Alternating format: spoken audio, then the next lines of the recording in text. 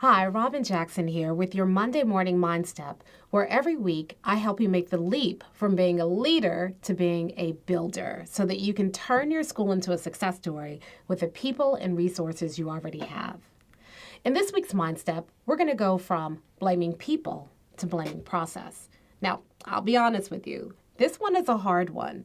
When you see a teacher who isn't doing their job, it's hard not to blame them, especially when children are suffering as a result. And what's even more frustrating is that when you offer that teacher additional support and resources and they still don't improve, after you've done everything that you know to do and they still don't get better, it's really hard not to blame them. After all, this is their job. These are students, and it's up to them to make a difference. If after giving them everything and they still don't improve, it's got to be their fault, right?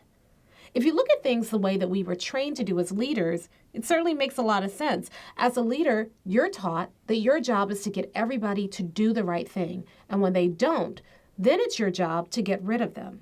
That's why I hear so many leaders bragging about how they were able to get rid of so many bad teachers. But once you get rid of the bad teachers, then what? Do the problems go away? In most cases, they don't. And that's because if your process is broken or your system is broken, even if you get rid of bad teachers and put new teachers into the same broken system, what do you think is going to happen?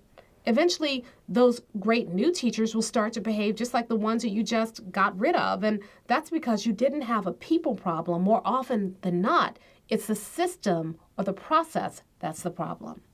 Now, here's what builders know. Most people problems are really process problems. If you change the process, you'll change the people. If you focus on the people, you'll always be frustrated. If you focus on the process, you'll not only solve most of your people problems, you'll do it in a way that doesn't cause more stress for you, and it won't kill your culture.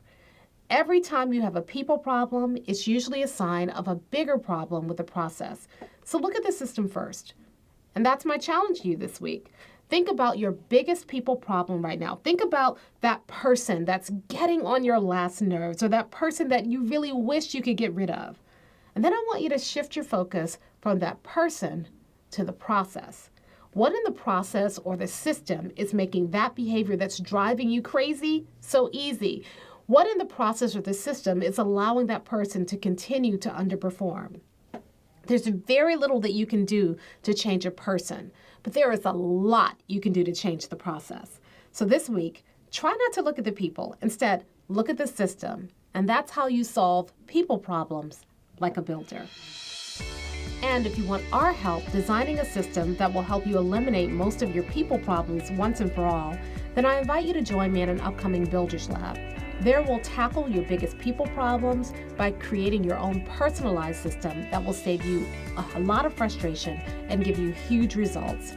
Go to mindstepsinc.com/builders-lab to get your tickets.